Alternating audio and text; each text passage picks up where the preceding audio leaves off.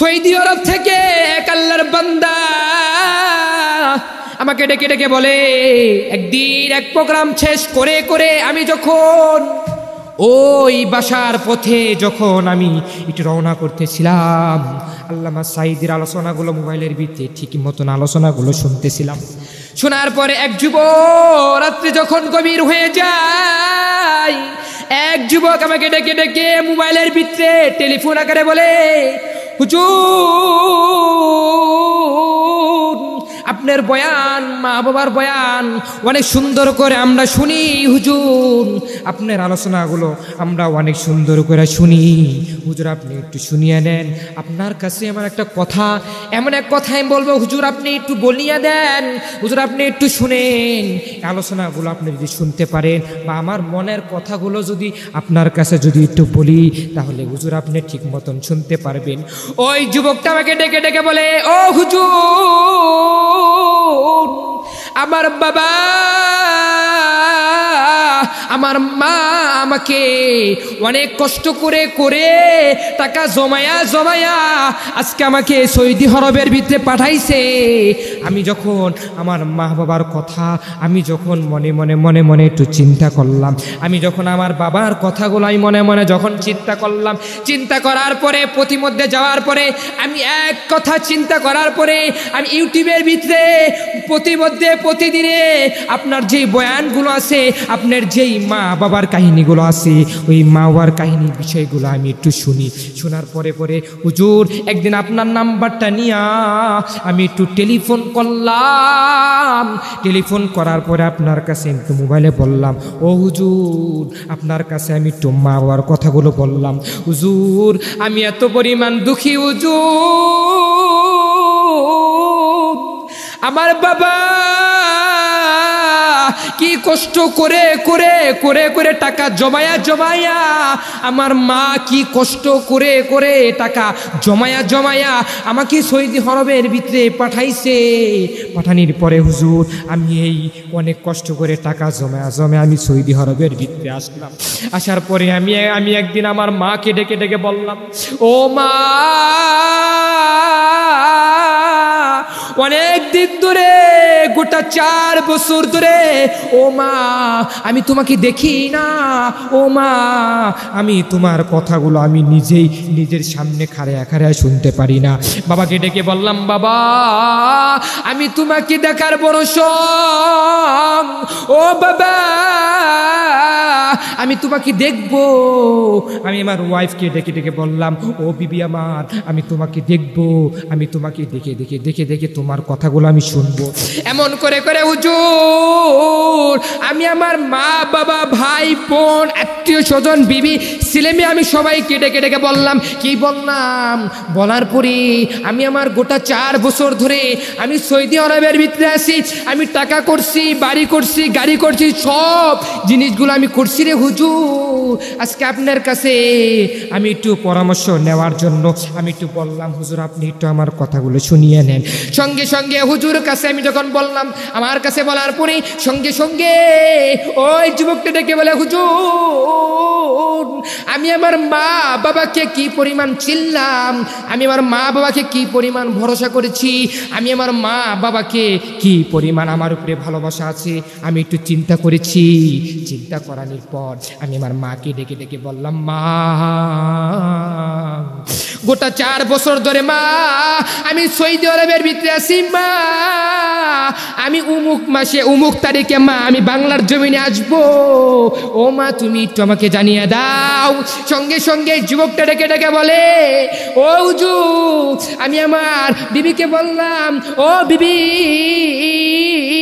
তুমি তোমার মানে আমার বাবার কাছে তুমি একটু মোবাইলটা নিয়ে যাও।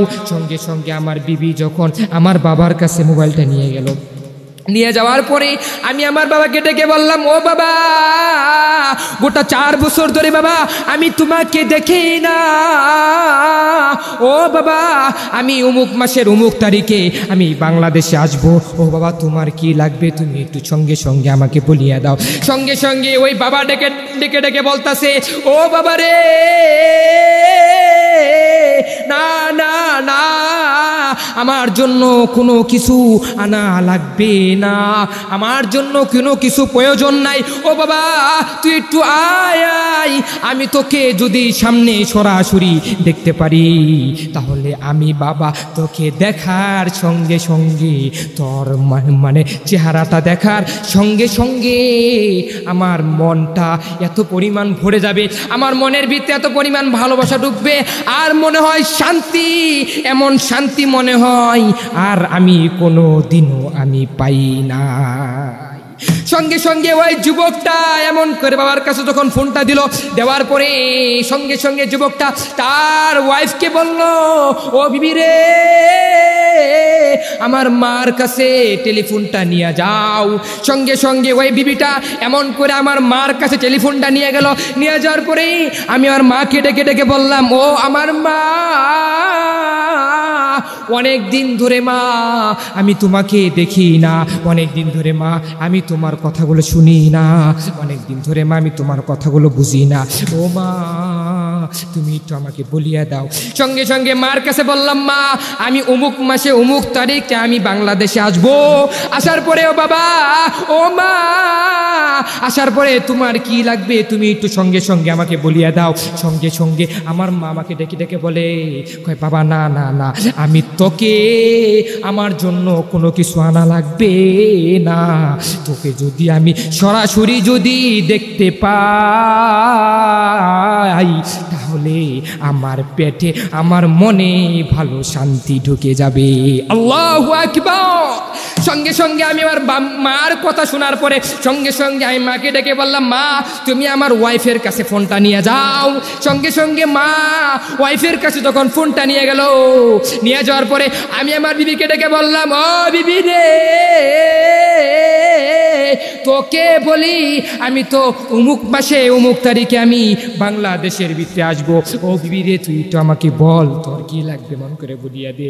আমার বিবি আমার জন্য হোয়াটসঅ্যাপের ভিতরে এত সুন্দর কইনা আমাকে একটা বড় একটা লিস্টে পাঠিয়ে দিল, অমুকটা আনবা অমুকটা আনবা, অমুক সেন আনবা, অমুক পানফর্ম আনবা, অমুক মেকআপ আনবা, অমুক সোনো আনবা, অমুক কাপড় আনবা, এমন করে করে আমাকে বলল যে সৌদি আরবের ভিতরে একটা মার্কেট আছে, ওই মার্কেট থেকে লুলু হাইফার নামে একটা মার্কেট আছে, ওই মার্কেটের ভিতরে যদি বড় বড় বড় বড় দামি যারা বড় বড় বড় লোক তারা ওই মার্কেটের ভিতরে বাজার করতে চায়, তুমি যদি ওই মার্কেট থেকে লুলু হাইফার মার্কেট থেকে সৌদি আরবের ভিতরে বিখ্যাত একটা মার্কেট প্রশিক্ষণ মার্কেট, ওই মার্কেট থেকে তুমি যদি আমার জন্য সুনু মেকআপ আলতা যদি আনতে পারো তাহলে আমি বিবি বড্ড খুশি হয়ে যাইব। সঙ্গে সঙ্গে আমার বিবিকে জেনার পর সঙ্গে সঙ্গে আমি আমার বিবিকে বললাম, ও বিবি রে তুই আমার ছেলের কাছে ফোনটা নিয়ে যা। সঙ্গে সঙ্গে আমার ছেলের কাছে যখন ফোনটা নিয়ে গেল, নিয়ে যাওয়ার পরে আমার ছেলেকে বললাম, বাবা তুই বল তোর কি লাগবে তুই একটু আমাকে জানাইয়া দে। বাবা এমন করে বলল, বাবা বলে, বাবা আমার বন্ধু বান্ধব সবাই মিলে তারা আইফোন চালাই, ওই মার্কেট নামে সৌদি আরবের ভিতরে লুলু হাইফার যে মার্কেট আছে ওই মার্কেট থেকে তুমি যদি একটা আইফোন আনতে পারো আমার জন্য আইফোন আনবা, এটা আনবা, এটা আনবা, এটা আনবা, এমন করে করে লিস্টটি দিয়ে দিল হোয়াটসঅ্যাপের ভিতরে। আমার ওয়াইফের লিস্টটি দিল, আমার ছেলেটাও লিস্টটি দিয়ে দিল। সঙ্গে সঙ্গে এই লিস্টটি দেওয়ার পরে এমন করে করে আমি একটা মনে মনে চিন্তা করলাম যে হাই রে, আমি আমার বাবাকে বললাম, বাবা বলে না আমার জন্য কোনো কিছু আনা লাগবে না। আমি আমার মাকে বললাম, মা বলল বাবা না না আমার জন্য কোনো কিছু আনা লাগবে না। আমি আমার বিবিকে বললাম, বিবি বলে এটা আনবা, এটা আনবা, এটা আনবা। সঙ্গে সঙ্গে আমি আমার ছেলেকে বললাম, ছেলে বলল এটা আনবা, ওটা আনবা। বান্দা তুই একটু মনোযোগ দিয়ে খেয়াল করে শোন, আবার কোন দিন না কোন দিন বয়ান করি জানি না কার কোন দিন মরণের ডাক চলে আসে আমি তুমি কেউ বলতে পারবো না, এই কারণে তুই একটু আমার কথাগুলো শোন। সঙ্গে সঙ্গে আমার কাছে যখন এভাবে বলতে লাগলো, বলার পরে আমি আমার হুজুরকে বললাম, মানে আমার কাছে ডেকে বললো, হুজুর আমি আমার মানে ওয়াইফের কাছে এমন করে করে মা বাবাটা চিনতাম, আজকে আমি আমার মাকে কি পরিমাণ আঘাত করেছি, আজকে আমি বাবাকে কি পরিমাণ মনের ভিতরে কষ্ট দিয়েছি। আজকে আমি আমার মা বাবার কথা শুনি নাই, আজকে আমি আমার বাবার কথা শুনি নাই, না শুনে শুনে আজকে আমি মা বাবার কথাগুলো না বুঝে বুঝে বুঝে বুঝে আজকে আমি দিনের কথাগুলো শোনার পরেও হুজুর আপনার কাছে আমি বললাম, ও হুজুর আপনার কাছে একটু বললাম, আমি আমার ওয়াইফকে ছিলাম, আমি আমার মাকে ছিলাম, আমি আমার বাবাকে ছিলাম, আমি আমার ছেলেকে ছিলাম, সবাইকে ছিলাম, তারা আমার মা বাবা আমার কাছে কিছু চায় না। ও যুবক, তোকে আমি পায়ে হাত ধরে বলি, ওই মা বাবার খেদমত কর। তুই যদি ওই মা বাবার খেদমত করে করে তুই যদি অন্ধকার কবরে যাইতে পারো, তাহলে আমার মনে হয় তোর দোয়া, মা বাবা যদি তোর জন্য যদি একটা বড় দোয়া দেয়, তাহলে আমার মনে হয় সঙ্গে সঙ্গে ওই মার দোয়া কোনো দিনও বিফলে যাবে না। আমার সঙ্গে সঙ্গে মা দোয়া করতে দেরি, আমার আসমান আল্লাহ তাআলার আরশ পর্যন্ত যাইতে দেরি হবে না। জীবনের মূল কষ্ট মায়ের, প্রসব বেদনায়, সাত আসমান সাত জমিন তখন মায়েরই মাথায়।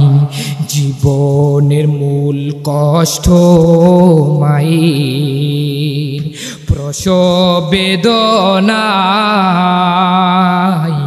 সাত আসমান সাত জমিন তখন মায়েরই মাথায়। এমন মাকে কেমনে আছি, এমন মাকে কেমনে আছি, যাব আমি ভুলিয়া। ও আমার প্রাণের মা, মা গো মা, কোথায় গেলে মোরে ছাড়িয়া। জনম দুঃখী এতিম আমি, চাই না কেহ ফিরিয়া। ও আমার প্রাণের মা, মা গো মা, কোথায় গেলে মোরে ছাড়িয়া। জনম দুঃখী এতিম আমি, চাই না কেহ ফিরিয়া। আমি যখন ছিলাম আমার মায়েরই উদরে, চলাফেরা করতেন যে মাই কত কষ্ট করি। আমার সুন্দর মুখ দেখে মায়ের, আমার সুন্দর মুখ দেখে মায়ের ব্যথা যাই যে হাসায়া। ও আমার প্রাণের মা, মা গো মা, কোথায় গেলে মোরে ছাড়িয়া। জনম দুঃখী এতিম আমি, চাই না কেহ ফিরিয়া। সবাই বলি মারহাবা। আনিশকুরলি ওয়ালি ওয়ালিদাইন ইলাইয়াল মাসীর।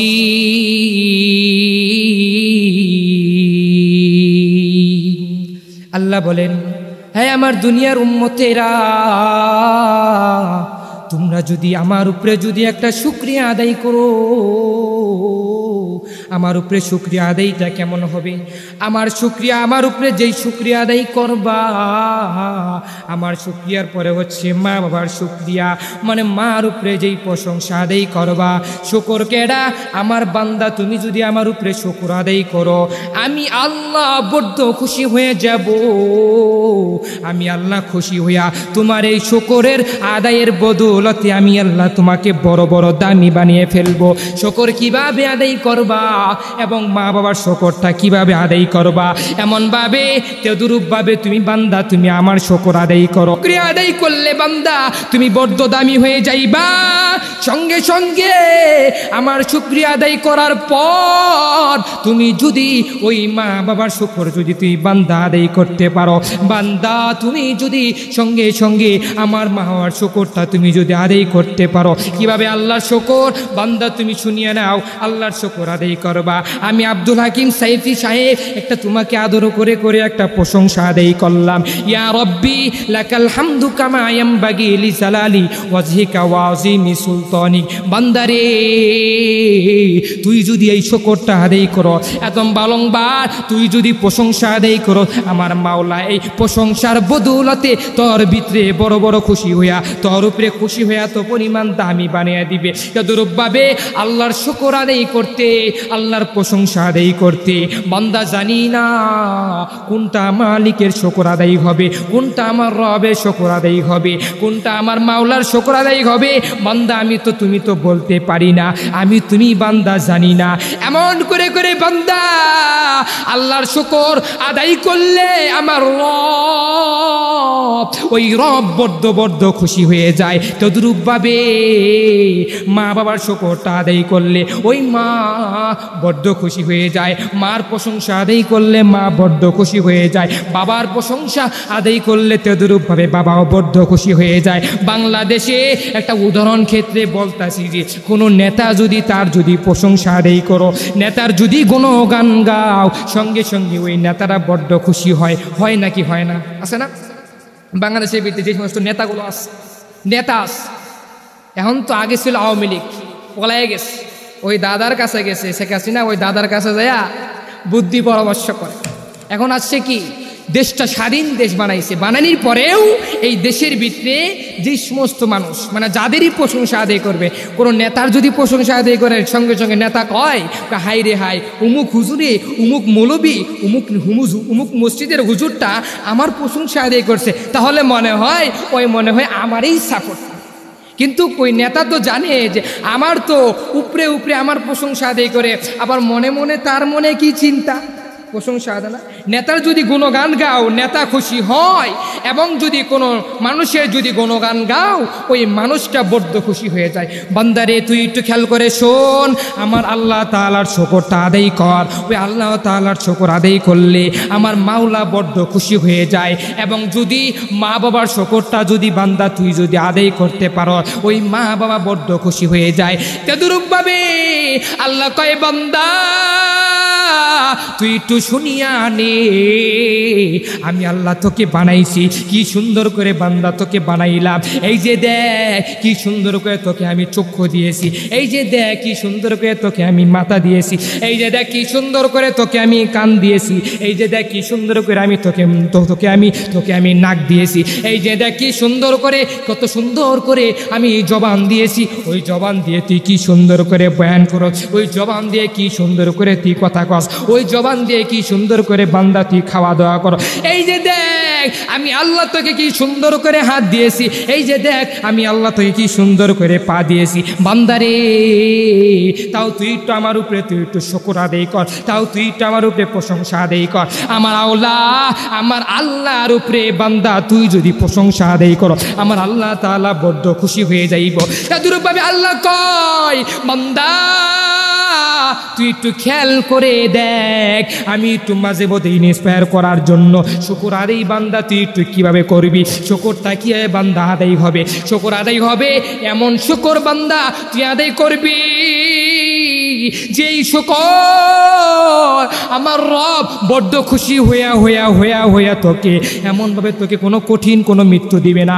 আজরাইল যখন আসবে তোর জান কবজ করার জন্য, ওই জান কবজ করলে বান্দা তুই অনেক শুকর আদায় করলে, আল্লাহর কাজ মানলে, আল্লাহর কথাগুলো তুই যদি মানতে পারো, তাহলে আজরাইলের বড্ড তোর জান যখন কবজ করতে আসবে, তোর জান কবজ করার মধ্যে তুই কোনো কল্পনা করতে পারবি না। যারা খারাপ তাদের জান কবজ করার জন্য, তাদের রূহ কবজ করার জন্য, তাদের যখন আজরাইল যখন কাছে আসে, মাঝে মধ্যে দেখবেন অনেক কষ্ট হয় আজরাইল যখন কাছে আসার পরে, আজরাইল যখন কাছে আসে, একটা মানুষের সামনে যখন আজরাইল আসে, যখন খাড়ায়, ওই মানুষটা ভয়ের ভিতরে পলায়ন করে। না না না না বান্দা, তুই কশ্চিন কালো তুই পলাইতে পারবি না, ওই পলানি তুই আর কোনো জায়গায় তুই লুফাইতে পারবি না। যেই জায়গায় লুফাইবি আমার আজরাইল তোকে ওই জায়গায় ধরবে, যেই জায়গায় তুই থাকবি আমার আজরাইল তোকে ধরবে। তোর মৃত্যুটা যেভাবে লেখা হয়েছে তোর মৃত্যুটা ওই জায়গায় হবে। তোর মৃত্যুটা যদি অ্যাক্সিডেন্ট অবস্থায় বান্দা যদি মৃত্যুটা হয়, তাহলে ওই মৃত্যুটা অ্যাক্সিডেন্ট অবস্থায় তোর মরণ হবে। তোর মৃত্যুটা যদি মসজিদে নামাজের অবস্থায় যদি তোর মৃত্যুটা হয়, তাহলে সঙ্গে সঙ্গে ওই মৃত্যুটা ওই আজরাইলটা ওই নামাজের অবস্থায় তোর রূহটা কবজ করার জন্য আসবে। বান্দারে কেন তোকে একটু উদাহরণ ক্ষেত্রে বোঝানোর ক্ষেত্রে কেন বললাম, বান্দা তুই আল্লাহর শুকরটা বান্দা তুই একটু আদায় কর।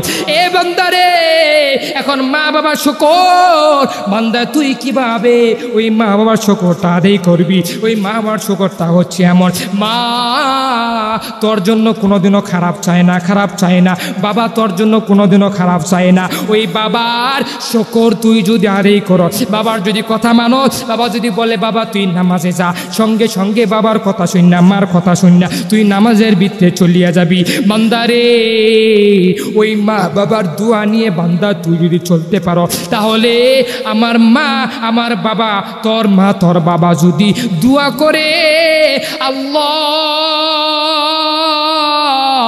আমার ছেলেকে তুমি একটা হেদায়েত নামক দৌলত দান করিয়া দাও, আমার মা তোর মা যদি দোয়া করে, দোয়া করতে দেরি, আমার আল্লাহ ওই মার দোয়া কবুল করতে দেরি হবে না।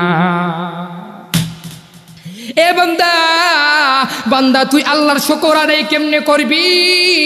আল্লাহ তাআলার শুকরটা আদায় বান্দা তুই একটু কিভাবে করবি ইন্সপায়ার করার জন্য বান্দা তোকে বললাম আল্লাহর শুকর কোনটা।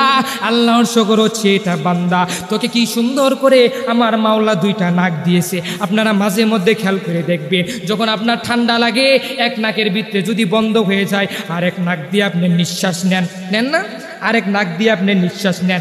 এক কান যদি বন্ধ হয়ে যায়, তাহলে আরেক কান দিয়ে আপনি শুনতে পারেন। এক চোখ যদি আপনি না দেখতে পারেন, তাহলে আরেক চোখ দিয়ে আপনি দেখতে পারবেন। এক হাত যদি ভেঙে যায়, আরেক হাত দিয়ে আপনি চলাফেরা করতে পারবেন। এক পা যদি ভেঙে যায়, তাহলে আরেক পাও দিয়ে আপনি চলাফেরা করবে। বান্দারে তুই একটু দেখ আমার মাওলা তোকে কি সুন্দর করে বানাইছে। আমার মাওলার তুই একটু কাজগুলো মান। আমার আল্লাহ তোকে পারতো হাতগুলো বেঁকায় দিতে দেয় নাই, তাও মাওলার উপরে বান্দা তুই একটু শুকর আদায় কর, শুকর আদায় কর। যদি তুই শুকর আদায় করতে পারো, আমার আল্লাহ বড্ড খুশি হয়ে যাইব।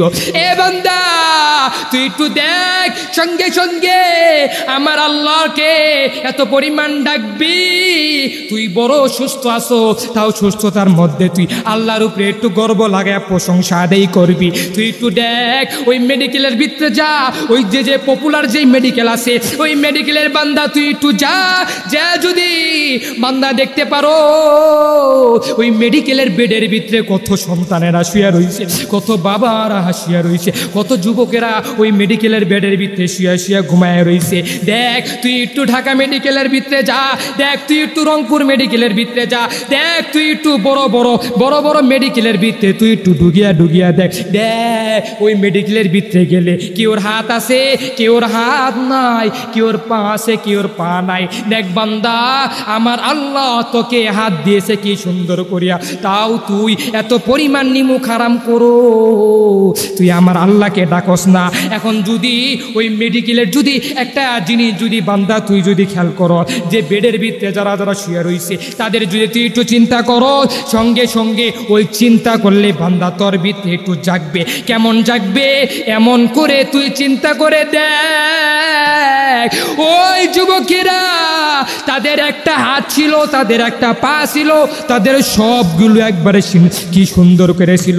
আজকে অ্যাক্সিডেন্ট হইয়া যুবকের হাত নাই, আজকে অ্যাক্সিডেন্ট হইয়া যুবকের পাটা নাই। তুই একটু মনে মনে তুই একটু যা চিন্তা করবি, ওই পপুলারে যাবি, ওই ইন্সপায়ার করার জন্য ওই ঢাকা মেডিকেলে যাবি, ওই ময়মনসিংহ মেডিকেলে যাবি, ওই রংপুর মেডিকেলে যাবি, সব মেডিকেলে তুই যা বান্দা তুই একটু চিন্তা কর। তুই যদি একটু চিন্তা করতে পারো তাহলে বুঝবি যে আমার আল্লাহ আমাকে কি পরিমাণ শান্তিতে রাখছে।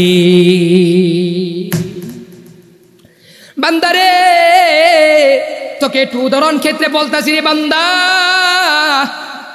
তোকে আমার আল্লাহ বানাইছে, কি সুন্দর করে মাওলা তোকে বানাইছে, কি সুন্দর করে তোকে মাওলা কোনো রোগ দেয় নাই। কিছু কিছু মানুষের কেউর আছে ডায়াবেটিস, কেউর আছে ক্যান্সার, কেউর আছে হাঁপানি, কেউর আছে কত পরিমাণ রোগ রোগ রোগ রোগ রোগ রোগ দিয়ে ভরা। কিন্তু মাওলা তুই একটু আমার মাওলার কাছে শুকর আদায় কর, তুই একটু আমার মাওলার কাছে একটু ডাক, দেখ যে আমার মাওলা কি সুন্দর করে তোকে রাখছে, তোর ভিতরে কোনো রোগ নাই। এই যে মাঝে মধ্যে যদি আপনারা খেয়াল করেন, অনেক মানুষ একটু জ্বর আসলে শুয়া পড়ে যায়, জ্বর আসলে বিপদে পড়লে আল্লাহকে ডাকেন, আছে না কেউ আছে না?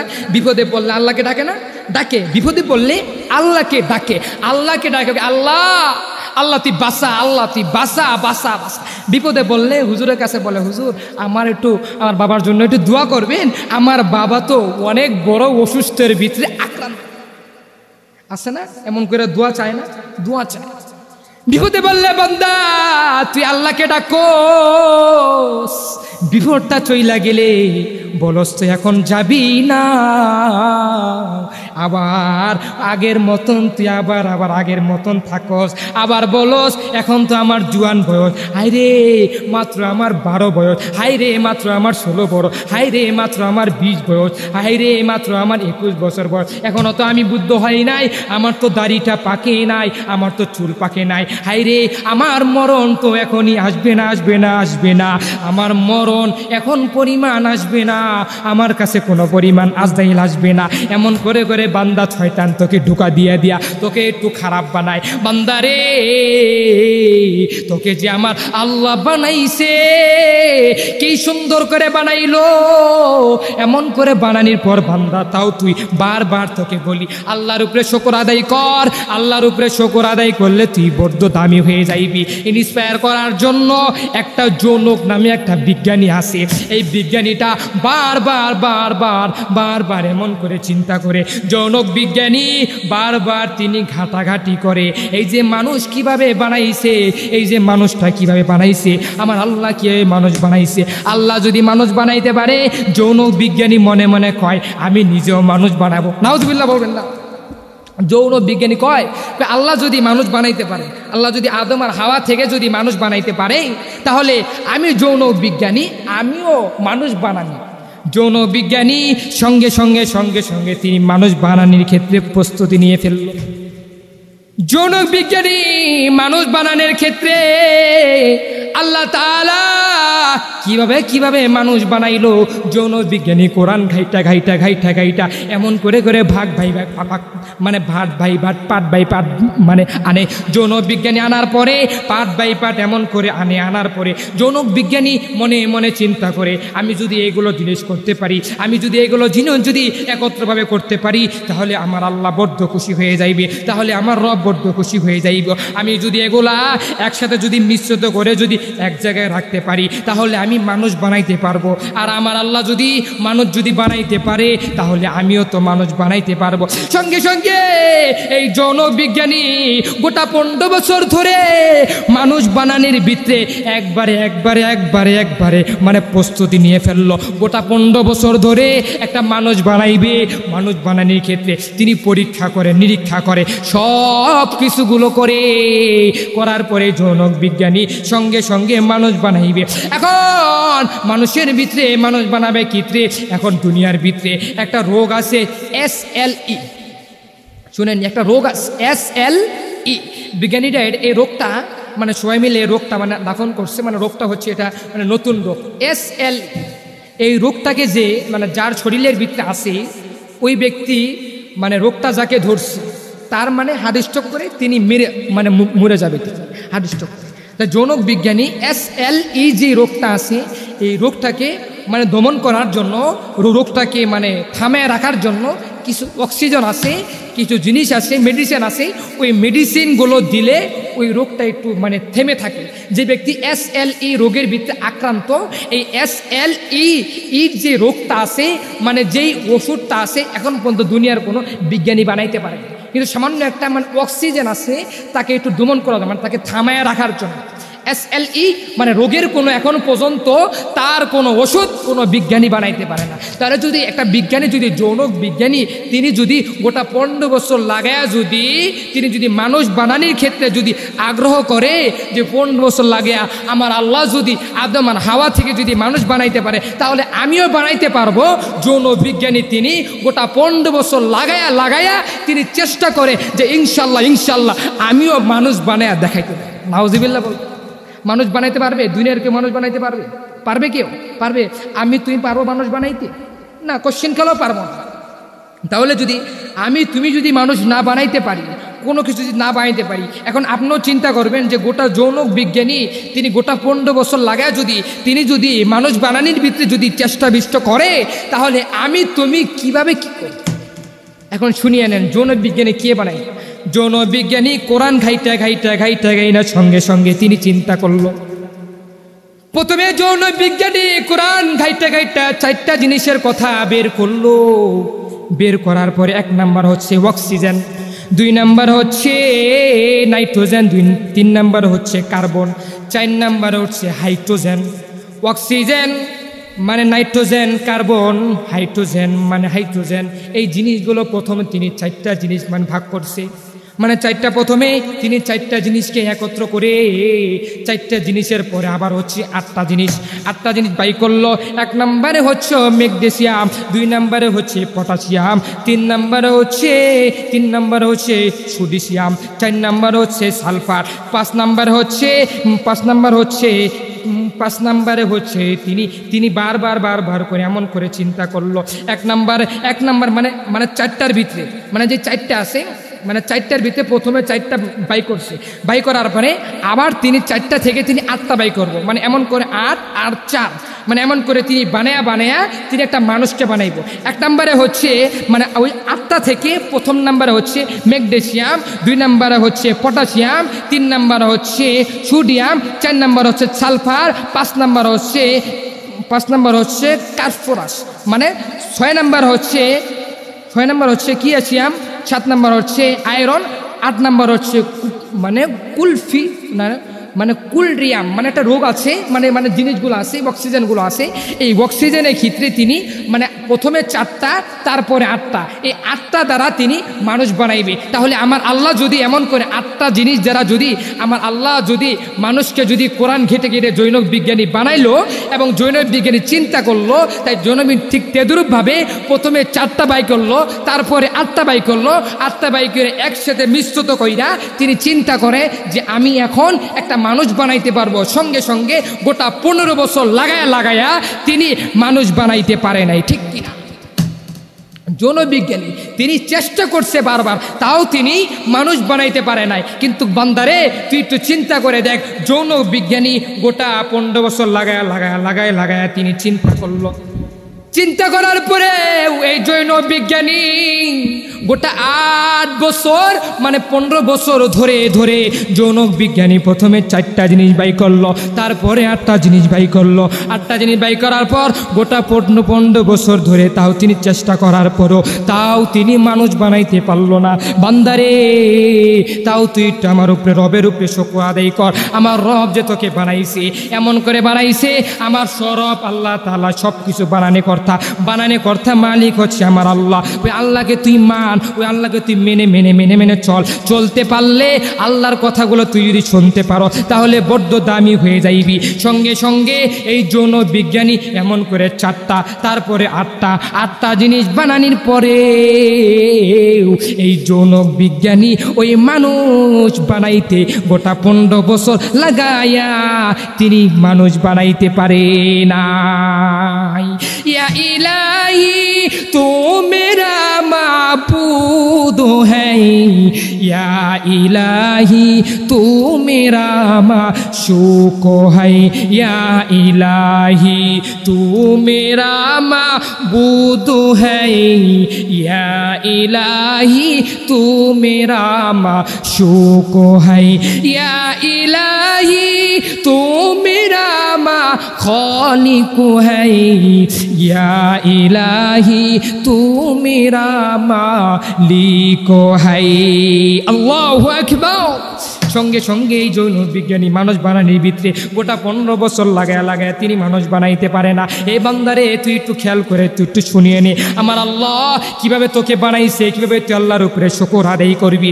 এখন আল্লাহর উপরে শুকর বান্দা কিভাবে আদায় করবি, এখন তুই সূরা 3 খুল।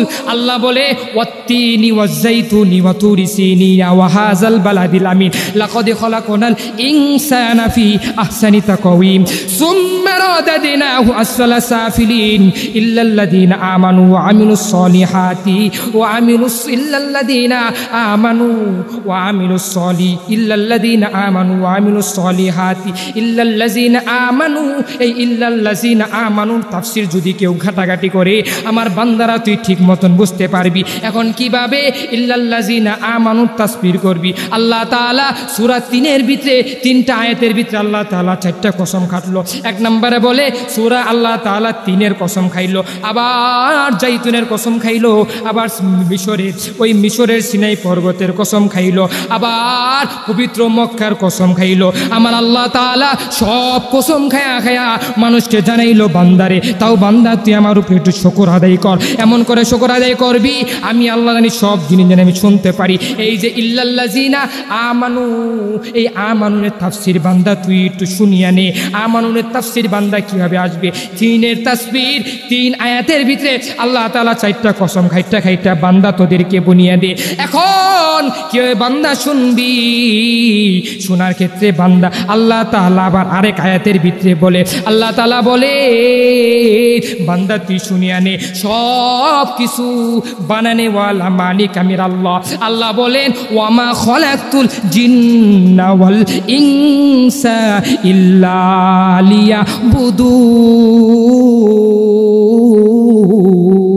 লিয়াবুদুন। আল্লাহু আকবার। আল্লাহ বলে ও বান্দা আমি ওয়ামা খলাকতুল জিন্না ওয়াল ইনসা ইল্লা লিয়াবুদুন, আমি আল্লাহ সবাইকে বানাইছি। কেন বানাইছি? আমার ইবাদত করার জন্য। বান্দা তুই আমার কথাগুলো মান। তুই যদি আমার কথাগুলো মানস বান্দা তুই ঠিকই বুঝতে পারবি। এমন করে বান্দা আমার কথাগুলো বান্দা কেমন, আমার কথাগুলো বান্দা কিভাবে শুনতে পারবি। আমার কথা হচ্ছে বান্দা তুই আমাকে ডাক, আমাকে ডেকে বান্দা তুই যদি এমন করে আমাকে ডাকতে পারো আমি আল্লাহ বড্ড খুশি হয়ে যাইব, আমি রব বড্ড খুশি হয়ে যাইব। আমাকে ডাকবি। এখন বান্দা বাকে আল্লাহ তাআলাকে কিভাবে ডাকবি? বান্দারে আমার আল্লাহ বলে বান্দারে তুই যে মসজিদের ভিতরে মুয়াজ্জিন সাহেব বারবার আজান দেয়, মাইকের ভিতরে আজান দেয়, তোকে ডাকে, তুই ডাকার পরে তুই মসজিদে যাস না, তুই মনে মনে কর তুই যদি এমন করে তুই যদি ক্ষেতের ভিতরে থাকো, ওই ক্ষেতের ভিতরে থাকলে বান্দা তুই ওই ক্ষেতের ভিতরে গামছা বিছাইয়া তুই নামাজ পড়ে নে, তুই নামাজ আদায় করে নে। তাও বান্দা তুই নামাজ ছাড়বি না, তাও বান্দা তুই সালাত ছাড়বি না, তাও বান্দা তুই কোনো কিছু ছাড়বি না। তুই যদি আল্লাহর উপরে তুই যদি শুকর কাজগুলো করতে পারো, তুই যদি আল্লাহ তাআলার যেই কাজগুলো আছে বান্দা তুই যদি করতে পারো আমার আল্লাহ বড্ড খুশি হয়ে যাইব। খুশি হইলে আমার আল্লাহর কাছে প্রিয় দামি হয়ে যাইবি বান্দারে। এমন করে বান্দা তুই আল্লাহর শুকর আদায় কর, আল্লাহকে ডাক, আল্লাহকে ডাকলে বান্দা তুই খুশি হয়ে যাইবি। এই যে তোকে ইন্সপায়ার করার জন্য বান্দা তোকে বললাম যে আল্লাহকে ডাকবি, আল্লাহর ডাকার হচ্ছে উপরে হচ্ছে মা বাবার খেদমত। তুই একটু মা বাবার খেদমতটা বান্দা তুই একটু করবি। ওই মা 10 মাস 10 দিন তোকে কি সুন্দর করে গর্ভের ভিতরে রাখছি, তুই একটু মা বাবাকে তুই একটু ডাক। ওই মা বাবার কথাগুলো বান্দা তুই একটু শুন। ওই মা কি সুন্দর করে তোকে ডাকছে, কি সুন্দর করে তোকে ডাকে সোনা ময়না পাখি বলে ডাকে। ওই মা দেখ কি সুন্দর করে তোকে লালন পালন করছে। তুই একটু ছোটবেলার কাহিনীগুলো বান্দা তুই একটু চিন্তা কর। ওই মা বাবার কথাগুলো বান্দা শোন, ওই মা বাবার কথা তুই মান। মানলে বান্দা আমার আল্লাহ বড্ড খুশি হয়ে যাইব, আমার মা বাবা তোর মা বাবা বড্ড খুশি হয়ে যাইব। এখন বান্দা ইন্সপায়ার করার জন্য তোকে বললাম যে গোটা 4 বছর ধরে এক যুবক আমাকে টেলিফোন করে বলতাছে, হুজুর গো, সৌদি আরব থেকে এক যুবক, প্রবাসীর ভিতরে এক যুবক আমাকে ডেকে ডেকে বলে, ও হুজুর, আমার দুনিয়াতে মা নাই, আমার বাবা নাই, কোনো কিছুই নাই। আজকে আমার মা থাকলে, আজকে আমার বাবা থাকলে বড্ড খুশি হয়ে যাইতো। আমার মা আমার বাবা কি কষ্ট করিয়া করিয়া করিয়া করিয়া আমাকে সৌদি আরবের ভিতরে পাঠাইছে রে হুজুর। হুজুর আজকে আমি সৌদি আরবে থেকে থেকে কত বড় টাকাওয়ালা হয়ে গেছি। আজকে আমি বাংলাদেশের ভিতরে আমি কি সুন্দর করে বাড়ি বানাইছি, আমি কি সুন্দর করে গাড়ি কিনছি রে হুজুর। আজকে আমার সন্তান আছে, আজকে আমার ওয়াইফ আছে, আজকে আমার মানুষগুলো কাছের ভালো বন্ধু বান্ধব আছে। আজকে আমার মা নাই, ওই মা যদি থাকতো তাহলে বড্ড খুশি হয়ে যাইতো। আমার কাছে ওই সৌদি আরবের প্রবাসীটা এমন করে করে চিন্তা ফিকির করে আমার কাছে বলার পরে ওই মাকে ডেকে মার কথাগুলো, পূর্ণ কথাগুলো আমার কাছে জানাইয়া দিল, আবার বাবার কথাগুলো পূর্ণ জানাইয়া দিল। আমি ওই রাজশাহীর ভিতরে গত বছর মাহফিল করতে যাই এমন করে ইন্সপায়ার করার জন্য একটা কথা বলতেছিলাম। রাজশাহীর ভিতরে এক যুবক এমন করে ডেকে ডেকে বলল, ও হুজুর, আজকে আমি আমার মায়ের দুয়ার বদৌলতে আমি আজকে বড় ডাক্তার হয়েছি। আজকে আমি রাজশাহী মেডিকেলের ভিতরে বড় ডাক্তার হয়েছি। কিভাবে হয়েছি হুজুর জানেননি? আজকে দুনিয়াতে আমার বাবা নাই, কিন্তু মা আছে। আমি মায়ের খেদমতগুলো হুজুর ঠিক মতন করতে পারি না, আমি দূরে থাকি। আমার মা থাকে গ্রামের ভিতরে। আমার মাকে বলি, ও মা, প্রতিদিনই মার সাথে আমি টেলিফোনে কথা বলি। মা বলি, মা তুমি কেমন আছো? মা তুমি খাইছো নাকি খাও নাই? আমি মায়ের খবরগুলো নিতে পারি হুজুর। একদিন আমার মা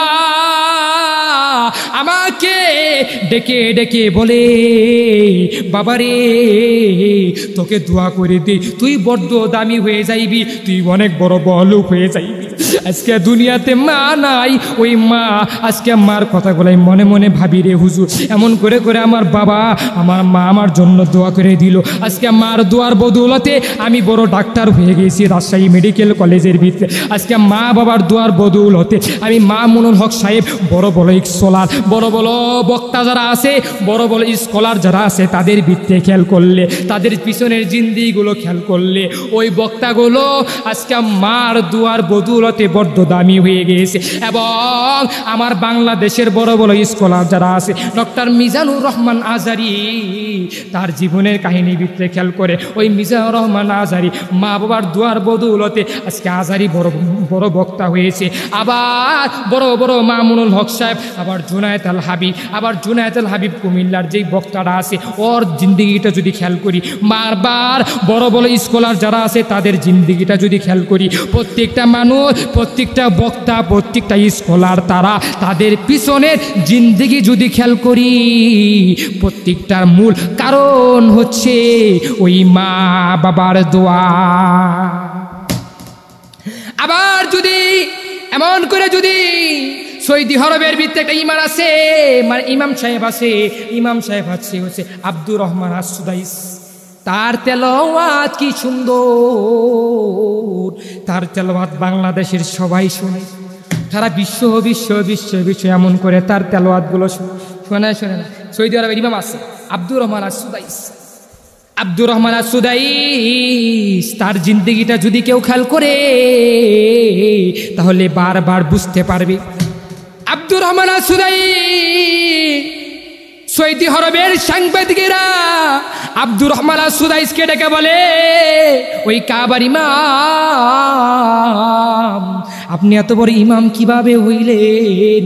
আপনি এত বড় দামিওয়ালা কিভাবে হয়ে গেলেন? কাবার ইমামটা এমন করে বারবার বারবার সাংবাদিকের সামনে বলে, এটা হচ্ছে আমার দুনিয়ার কোনো এলমের কোনো কারণ নয়, এটা হচ্ছে আমার দুনিয়ার কোনো মানুষের কোনো কারণ নয়, এটা হচ্ছে আমার দুনিয়ার কোনো আমলের কারণ নয়, এটা হচ্ছে আমার ওই কাবার ইমাম হইছি আমার মা বাবার দোয়া বদৌলতে। মা বাবার দোয়া বদৌলতে কাবার ইমাম বড় দামি হয়ে গেলেন, আব্দুর রহমান আস-সুদাইস বড় দামি হয়ে গেলেন, মিজানুর রহমান আজহারী বড় দামি হয়ে গেলেন, এবং আল্লামা সাঈদী মা বাবার দোয়ার কারণে বড্ড দামি হয়ে গেলেন, এবং মামুনুল হক সাহেব মা বাবার দোয়ার কারণে বড্ড দামি হয়ে গেলেন, হাফিজুর রহমান সিদ্দিকী মা বাবার দোয়ার বদৌলতে বড্ড দামি হয়ে গেলেন, চরমনায় হাফিজ সাহেব রেজাউল করিম তিনিও মা বাবার দোয়ার বদৌলতে বড় দামি হয়ে গেলেন। আব্দুর রহমান আস-সুদাইস মিডিয়ারা সাংবাদিকরা তার কাছে বারবার প্রশ্ন করে, আপনি এত বড় কিভাবে হইলেন, আপনি এত বড় কাবার ইমাম কিভাবে হইলেন, আপনি একটু আমাদেরকে বলিয়া দেন। সঙ্গে সঙ্গে আব্দুর রহমান আস-সুদাইস বলতাছে, আমি কাবার ইমামটা কেমনি হইলাম, কাবার ইমাম হইলাম আমার মার দোয়ার বদৌলতে। আমি যখন ছোট আমার মা আমাকে ডেকে বলে, আমি তোকে বলিয়া দেই, সঙ্গে সঙ্গে আমি তোর কাছে ইন্সপায়ার করার জন্য বলি। আমি মা কে ডেকে ডেকে বলি, মা তুমি কোথায় যাও? ওই মা ডেকে ডেকে বলে, বাবা রে আমি যাব ওই উমরা করার জন্য যাব, আমি অথবা হজ করার জন্য যাইব। তার মা আব্দুর রহমান আস-সুদাইসির মা তাকে এমন করে করে মানে কাবার ভিতরে আনলো হজ করার জন্য। যখন এসেছে, আসার পরে আব্দুর রহমান আস-সুদাইসির মা এমন করে ডেকে ডেকে বলার পর তাকে আনলো। ওই যে সুদাইস আছে, ওই সুদাইসকে সঙ্গে সঙ্গে লগেও নিয়ে আসলো।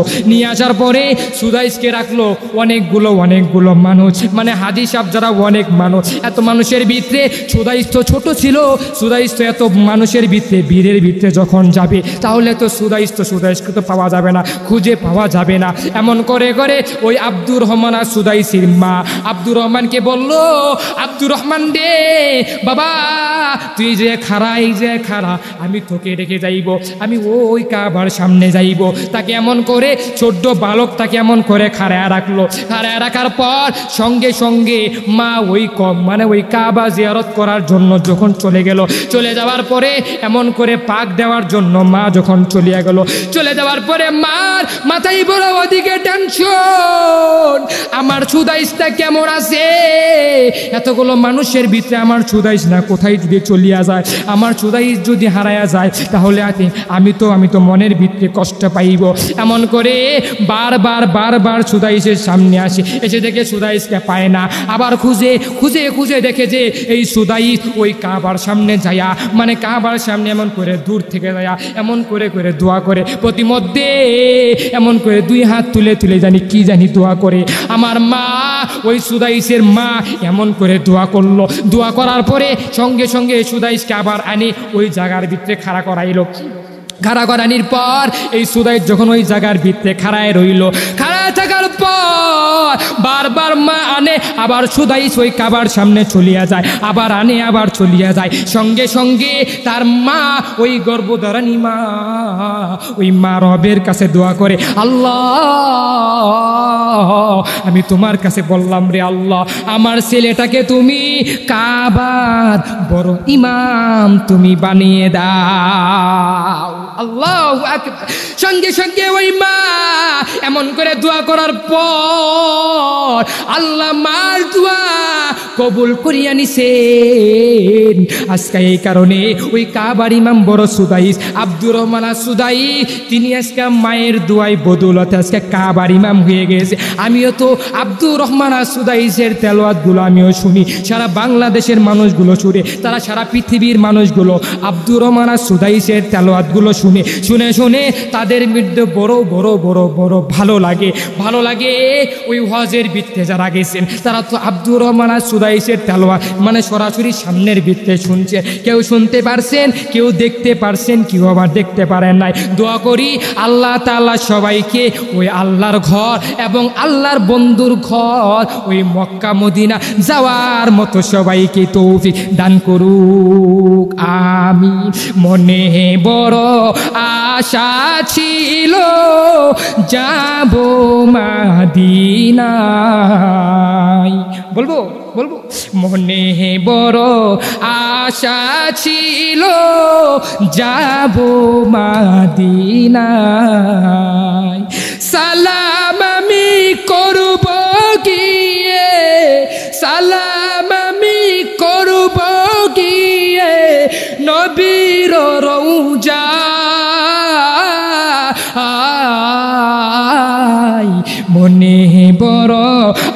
আশা ছিল যাব মদিনায়, মনে বড় আশা ছিল যাব মদিনায়।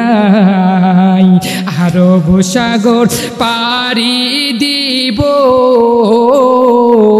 নাই কই আমার তরি, পাখি নয়তো উড়ে যাব ডানাতে ভর করি। আরব সাগর পাড়ি দিব নাই কই আমার তরি, পাখি নয়তো উড়ে যাব ডানাতে ভর করি।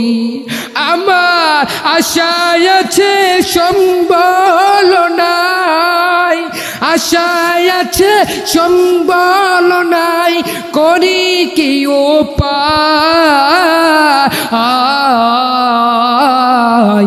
মনে বড় আশা ছিল যাব মদিনায়, মনে বড় আশা ছিল যাব মদিনায়, মনে বড় আশা ছিল যাব মদিনায়।